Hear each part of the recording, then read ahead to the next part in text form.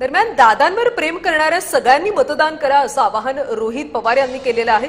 दुकान बंद ठेवण्याचा व्यापाऱ्यांनी चांगला निर्णय घेतल्याचं सुद्धा रोहित पवार म्हणाले। मोठ्या अजितदादांच्या प्रती तुमच्या मनामध्ये जो आदर आहे, प्रेम आहे, त्या सगळ्या गोष्टींकडे बघून मोठ्या बहुसंख्येने आपण मतदानाला आलं पाहिजे। मी सर्व व्यापाऱ्यांचे आभार व्यक्त करतो की बारामती शहरामध्ये व्यापारी संघटनेने एक चांगला निर्णय घेतलेला आहे।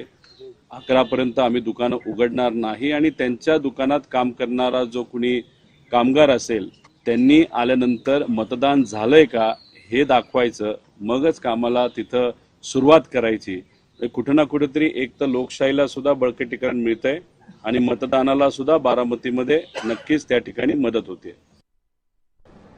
पुढच्या 2 आठवड्यामध्ये जर AIBने रिपोर्ट दिला, फायनल रिपोर्ट जर दिला, तो जो काय ब्लॅक बॉक्स आहे त्याच्याबद्दलचा रिपोर्ट दिला आणि आम्ही जे विचारलेले प्रश्न आहेत त्याचा जर रिपोर्ट दिला तर मी स्वतः केंद्रीय एव्हिएशन मंत्र्यांना जाईल आणि त्यांचा सत्कार त्या ठिकाणी कर।